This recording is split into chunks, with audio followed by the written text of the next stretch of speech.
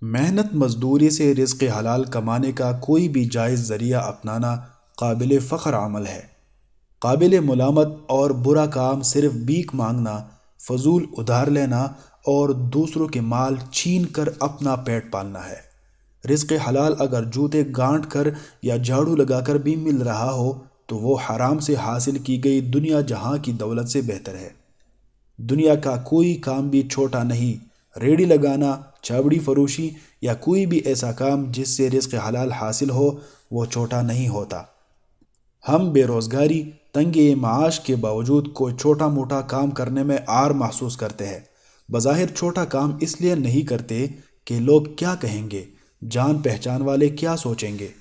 یہی لوگ جن کی بے عزتی کا ڈر ہے یا جن کے طعنوں کا خوف ہے، کیا ان لوگوں نے کبھی آپ کے ساتھ تعاون کیا یا آپ سے کبھی پوچھنے کی زحمت کی کہ حالات کیسے گزر رہے ہیں؟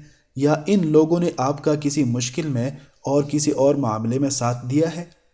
لوگوں کا تو کام ہے ٹانگیں کھینچنا، پیٹھ پیچھے باتیں کرنا، حوصلہ شکنی کرنا۔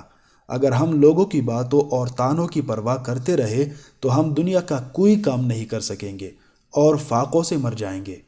لہٰذا کوئی بھی ایسا کام جس سے حلال رزق میسر ہو اس کو اپنا کر خود پر فخر کرے کہ اللہ نے مجھے محنت مزدوری کر کے حلال رزق کمانے کی ہمت اور توفیق دی۔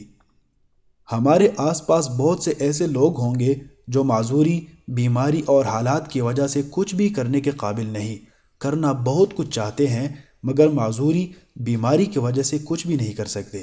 اگر آپ صحت مند ہیں، اللہ نے کسی بڑی بیماری اور آزمائش سے محفوظ رکھا ہوا ہے تو اپنے آپ کی قدر کرے، اللہ کا کروڑوں بار شکر ادا کرے اور اپنی کامیابی کے لیے دل لگا کر جد و جہد کرے۔ کامیابی آپ کے ارادے اور نیت سے صرف چند قدم کے فاصلے پر ہے۔